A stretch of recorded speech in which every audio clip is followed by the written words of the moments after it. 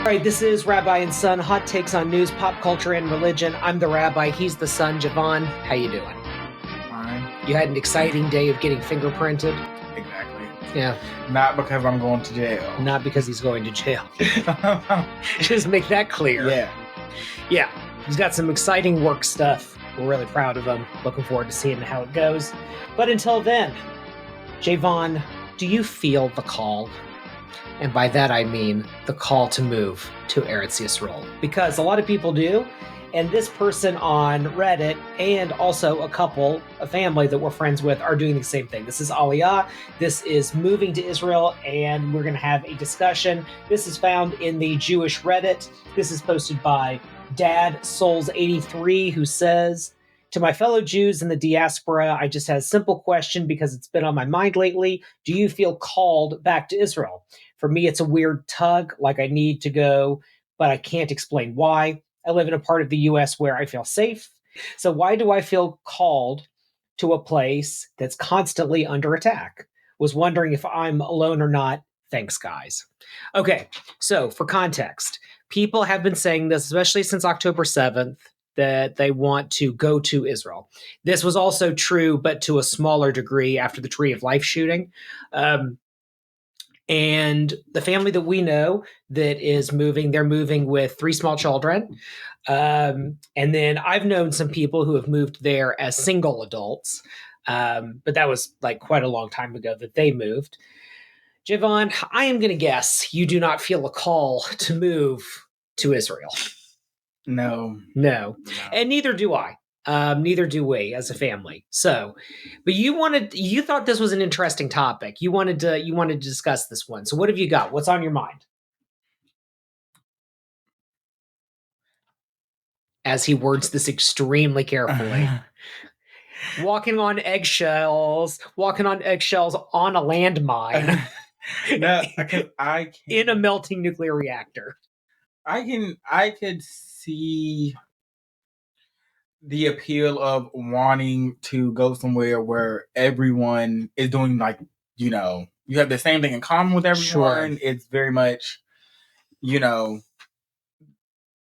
is where your people are, right. Your people are. Sure. Yeah. But then it's also, I just don't see why people want to go somewhere that's like, always in conflict. Right. And be that serious or non-serious or just a threat of conflict. I wouldn't see how that's, and this person, like, they're safe in the United States. Yep. So I wouldn't see why you would feel the need to move if you already feel safe or the call to move. Yeah, and hopefully, like, this person is single because that's what it sounds like. Maybe, yeah. Yeah, hopefully that would be the case. And I'll more so say, like, I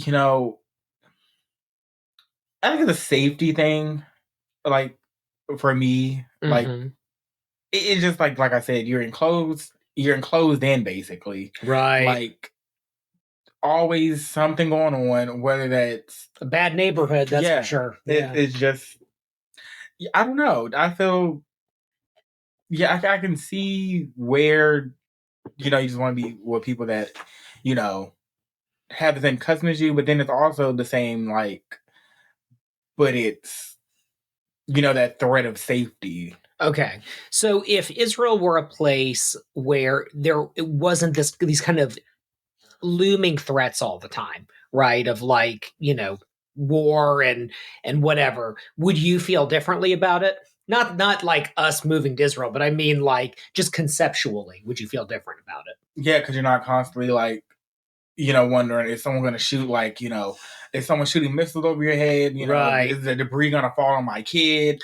Like, this thing that people need to worry about. Right. Yeah, I mean, as of the recording of this episode, the Houthis were attacking again. And a friend who's in Israel right now actually posted a picture on Instagram of, like, basically of a map and then all of the spots where the Houthis had bombed. And I mean, it covers up like half the country, right? So, Exactly. Yeah. So I want to know why you want to move, yourself over there. Yeah. But more importantly, your kids over there. Right. And I think that's what, that's like the crux. Like, if you have kids, like, that, it bothers me bad that you would, because I get it. You're trying to make, the right decision as the parent, or what you think is the right decision. Yeah.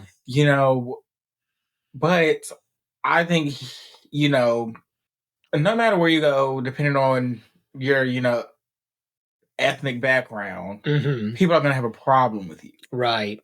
So you're never really safe anywhere. You're not even safe in a place where you think it's supposed to be safe at. Well, Like, let me be very direct. Do you feel that being Black gives you either a unique or maybe we'd use the word particular perspective because of Black history in America, as far as this question of going back is concerned? I think it's, particular, because I do think if you're a Black person that goes anywhere in this world, it's like people are going to stare. Okay. People are going to look. People are going to ask. People are going to want to be like, is touching you, like, is this your hair? Like, right. They've never seen anything like that, or they just have like these negative stereotypes. Okay. And then I feel like, for Black Americans, it's like, the whole go back thing, you really can't go back. There's no real, like, history there. In my thoughts personally, if your grandmother, if your grandmother, your grandfather were born here, then their parents were born here, and their parents were born here, they're like, you don't have that connection to that place.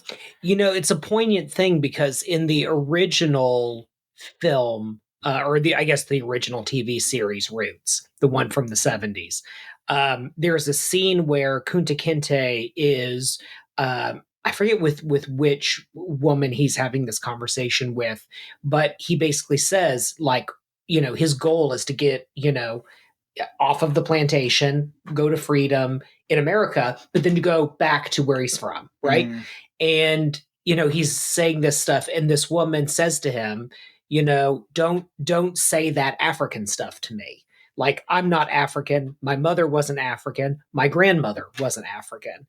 And there's this moment, like, for me watching it, I was like, I was almost kind of in disbelief. Like, I kind of thought maybe it was not bad acting, but like bad script writing, because it was so hard for me to imagine that here you have a person who had just been dragged in chains on a boat in the Atlantic Passage to America, and a person who had been there for 3 generations, right? Who have this cultural conflict. And obviously Alex Haley, like, he even admitted that, like, what he wrote was more historical fiction and like a fictionalization of his family than like every single word was, whatever. And then the TV show took liberties on top of it, right? But whatever. But still, the idea that a conversation like that would happen really made me uncomfortable. And then I thought about it later, and I thought about sort of the types of things, this is years later, you saying it, of like, yeah, but Black Americans and Africans, it's the same, it's a continent that you share, right? Not even a country, certainly not an ethnicity, because, of history and what happened, right? But even so, like, I know someone who moved, a Black American who moved to Ghana, and someone who's going to Ghana as part of a school thing. I mean, what about that? Like, what about, I don't know if Ghana's the only place that's trying to attract Black Americans. What's your take on that? I mean, it's different. Okay, how so? It's different. Like, it's culturally different. Like, you mean between Black Americans and let's say Ghanaians? Yeah. Okay. Or like any country in Africa. We do things differently. Like, right. Food we eat, music we listen to, things that we do. Right. Like, yes, there are some similarities, like, because culture carries. Right. Like, but then, like, when people were, taken away and then brought here forcibly, right. It's like, they had to adjust their culture for this society. Right. And then you make it something new. So it's like a unique, I mean, if you want to go live in, Ghana, by all means. I mean, but it's, it sort of kind of remind me of like, it's sort of kind of like the argument of like, you feel like you are in the minority somewhere and you want to be in the majority somewhere. But, that's still... That's exactly what it is. Yeah, but it's still like, you're going to encounter problems either way. Well, yeah, because if you talk to an American Jew here, and you talk to an Israeli Jew, I mean, you talk about cultural difference, right? So, like, an example of that, when we were in Israel, we went to a Shabbat service in Tel Aviv. And, it's an Israeli Reform rabbinical student who's leading it. And the musicians and like other people who were involved in the service were Israelis, but all the people who showed up for the service were all American and Canadian expats and vacationers, right? Everyone was speaking English except for the rabbi and like the two people that were playing music. So like, with that, like I found that very interesting. And then later I thought about it and I forget where I heard this, but people like outside of America are far more comfortable with the idea of religious leadership being more religious than they are.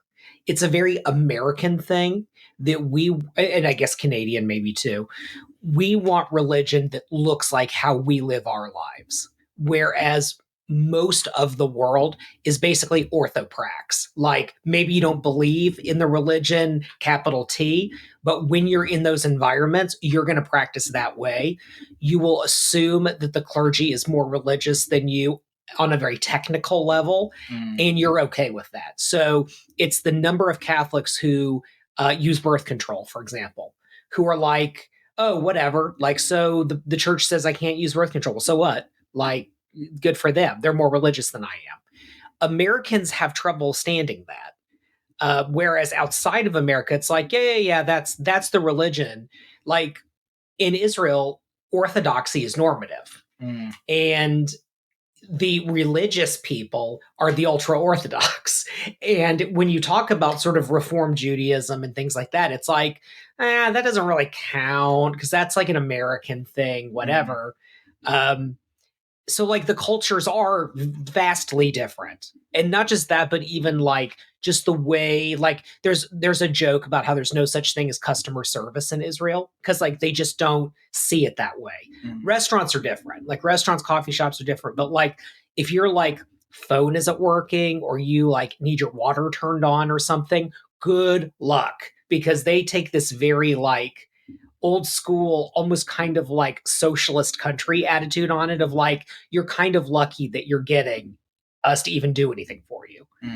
Whereas in America, unless you're dealing with like the cable company or someone we all collectively have decided is terrible, you're going to get customer service because they want your money, right?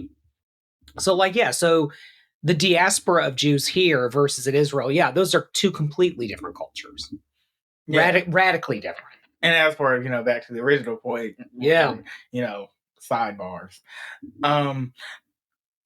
It's like, I think my feeling about it, and, this is my own personal opinion. Of course. It's like... Don't cancel them. I wouldn't care anyway.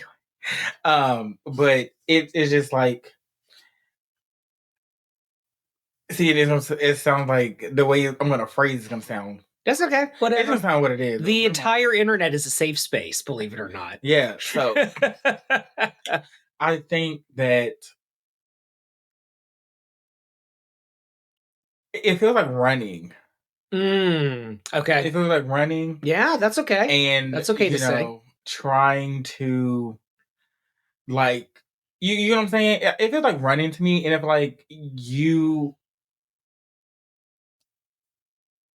if you believe that like, hey, this is me, this is my identity, this is who I am, you should stand in that regardless of where you are. Okay.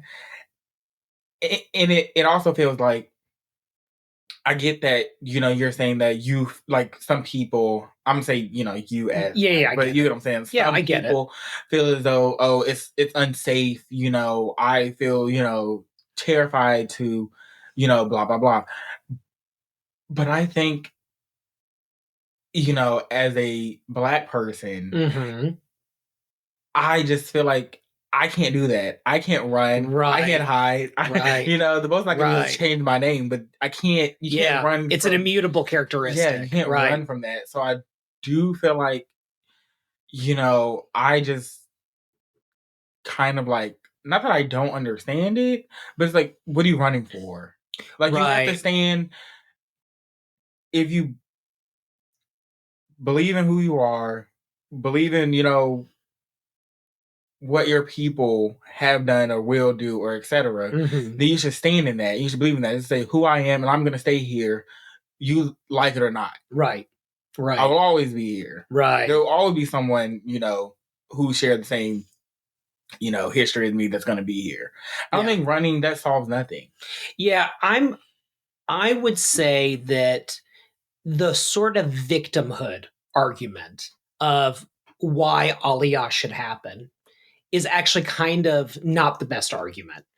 In France, there's a lot of anti-Semitism, and so, and there's violence against Jews and all of that. And so there's this, it resonates a bit more. The sort of like, no, you need to go somewhere where you're going to be safe. America certainly has had that, right? Like, but the thing about it is, I think what it truly is that it is a desire to be in the birthplace of a peoplehood. And that's why people are willing to trade one set of risks for the other, right? So, like, for example, if your kids are in school, a legitimate fear that parents have is that their kids are going to be in America, their kids are going to be shot in school. That is a very legitimate fear because it happens, right? So, in Israel, that doesn't happen. But also, no one's trying to bomb me, at least that I'm aware of, right? So, you're trading one set of risks for another.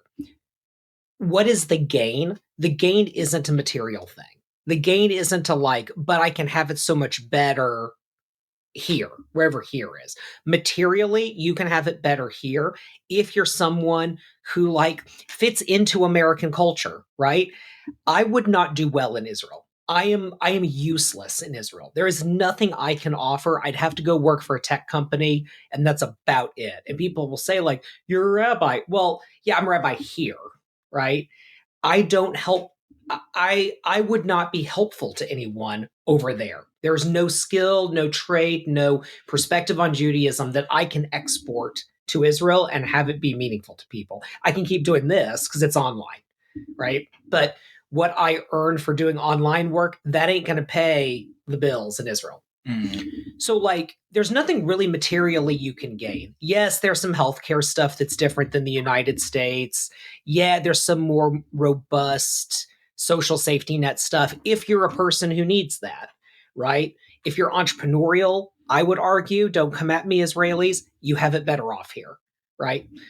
Easier to get a building permit, easier to start a business, lower taxes, et cetera, et cetera, et cetera, et cetera. But that's not the calculus people are doing. It is an emotional thing. It is a cultural thing. It's a desire to be where the Jewish people started. That is the entirety of it. And also to live a fully immersive Jewish life where the state calendar revolves around Jewish holidays. You don't have to think about like, oh, we're going to have to take our kids out at the beginning of the school year. That doesn't happen there, right? Because Rosh Hashanah and Yom Kippur are days off. You're not going to have to think about like Hanukkah, does it bump up against Christmas, does it whatever. Hanukkah is the time, right? If you want that, if you don't want to have to think about where you're going to eat, because every restaurant, well, not every, but like most of the restaurants are going to be kosher, the grocery stores, whatever. Like if you want that lifestyle, you have to live in New York, LA, parts of Chicago, and Israel, realistically. It is a lifestyle choice people are making. But I don't think that the victim thing is really the best argument. The best argument is, do you want to live in that culture and have that lifestyle and raise Israeli children? And if you do, then you need to be there. Yeah, all I'm gonna say is multiple groups. For example, Black people try to like move into their own neighborhoods, to be around Black people in the United States. States, and that can turn out too well. Now, Native to be American. fair, though, some of that was, and with Native Americans, that was forced by the government. Yeah, it was. But Yeah. like, trying to be around, your people and, still like that negative, like something still negative is coming out of it. Like, Okay. My point in saying that is like, just because you're around your people doesn't mean you're safe. Yeah. That's the ultimate. Yeah. And it goes back to like, I'm with you 100%. The victimhood thing is not the best argument. Which set of problems do you want to worry about is actually kind of the better, if you want to look at it in a very calculated way. I would say stay in the United States. Yeah. I would. Because, like, realistically, like, like, realistically, yeah, I just couldn't imagine. It's like, there's a thing, like, especially if I had kids, I would just, it's getting shot in school. That's like, that's it's like, not I'm saying flipping a coin, because not everywhere they're shooting up schools. Right. Like, and not in every state they're shooting up schools. But it's just like, Yeah, and that's just what was the most violent thing I could think of off the top of my head. Yeah, a parent thinks about. Yeah, I mean, there's a lot of things. There's many problems people have to think about, like, in general.